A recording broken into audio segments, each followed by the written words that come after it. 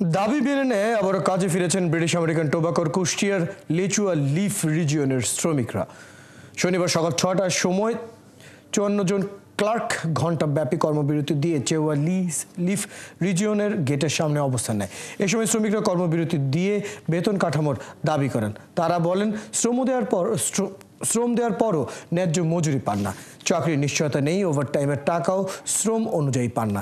এদিকে জীবনের ঝুঁকি নিয়ে ফ্যাক্টরিতে কাজ করতে হয়, কোনো নিরাপত্তা সামগ্রী দেয়া হয় না। ১ ঘন্টা পর ঠিকাদার প্রতিষ্ঠান MSM লজিস্টিক লিমিটেডের পক্ষ থেকে তাদের দাবি পূরণের জন্য ৩ দিনের সময় নিলে শ্রমিকরা আবারও কাজে ফেরেন।